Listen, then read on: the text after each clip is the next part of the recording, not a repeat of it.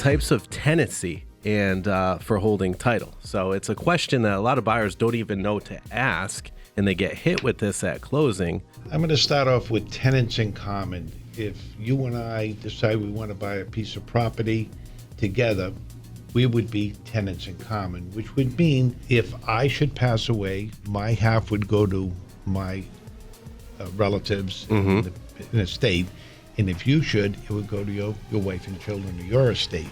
So that's an absolute way that we want to do it. The next form of ownership is joint tenants.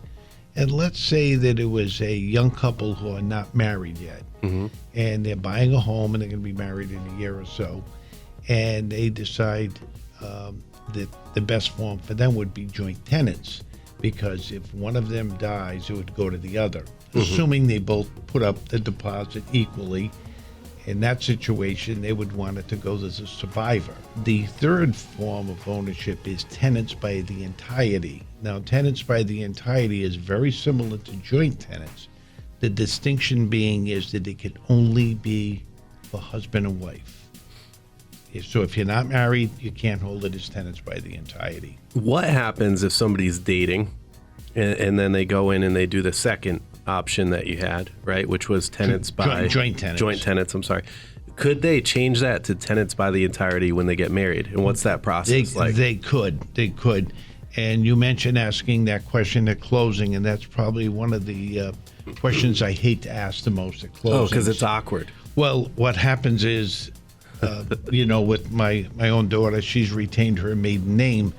So many times people are married, but the gal has retained her maiden name. Yeah. So I have to ask them, and I hate to ask them, and invariably I get the response from the gal when I ask them, "Are you married?" The gal invariably will say, "No, not yet." And so she's still waiting for the proposal.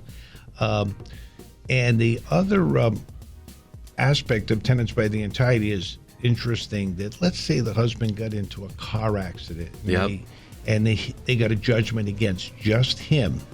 That property can never be sold. The only way they could ever get that property is if the wife should pass away first and the judgment still remains on the property, then they could get to the property. The law insulates husband and wife so that if there's a debt from one of the parties, the property can never be sold at sheriff's sale. There can be a lien on the property, but it can't be sold, so it protects the homestead. Going back to the young couple, after they get married, they could change it over to tenants by the entirety. And you would strongly suggest that they should? Yes, because of that added protection. insulation. Yes.